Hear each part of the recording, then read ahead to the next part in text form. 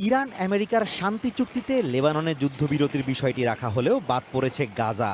আর এতে হতাশ হয়ে পড়েছেন সেখানকার সাধারণ ফিলিস্তিনিরা। এই চুক্তিতে নেই ইসরায়েলও। ফলে গাজা, সিরিয়া এবং দক্ষিণ লেবাননের দখলকৃত অংশ থেকে সেনা প্রত্যাহার না করার ঘোষণা দিয়েছেন ইসরায়েলের প্রতিরক্ষামন্ত্রী ইসরায়েল ক্যাটস। গাজার বাস্তুচ্যুত ফিলিস্তিনি সামির সাইয়াদ জানান, তারা ভেবেছিলেন ইরান আমেরিকা চুক্তি হলে নিজ এলাকায় ফিরে যেতে পারবেন। তবে এমনটা না হওয়ায় হতাশা ব্যক্ত করেন তিনি। আমি আশা করছিলাম ইরান আমেরিকা চুক্তির পর নিজেদের বাড়িঘরে ফিরতে পারবো, কিন্তু হলো তার উল্টো। সত্যি বলতে এই খবরে আমরা স্তব্ধ ও হতাশ। খবরটি আমাদের জন্য মোটেও ভালো ছিল না।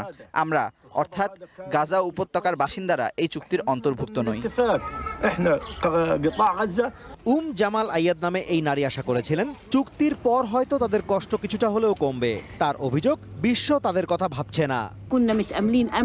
আমাদের অনেক আশা ছিল যে এই চুক্তি গাজার মানুষের দুর্ভোগ শেষ করবে। সত্যি বলতে আমরা ভীষণ ক্লান্ত। বিশ্ব আমাদের দিকে তাকাচ্ছে না। আমরা এটা আর সহ্য করতে পারছি না। খোলা আকাশের নিচে বাস করছি আমরা। গাজাকে এই চুক্তির অন্তর্ভুক্ত করার দাবি জানান ফুয়াদ আল কাদির নামে 51 বছর বয়সী এই বাস্তুচ্যুত ফিলিস্তিনি।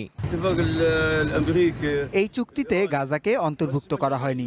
আমরা চাই এই চুক্তিতে গাজাকে রাখা হোক, যাতে আমাদের এই পরিস্থিতির সমাধান হয়। গাজা পুরোপুরি ধ্বংস হয়ে গেছে, আর কত, আমিও শেষ হয়ে গেছি। আমরা চাই এই চুক্তিতে আমাদেরও অন্তর্ভুক্ত করা হোক।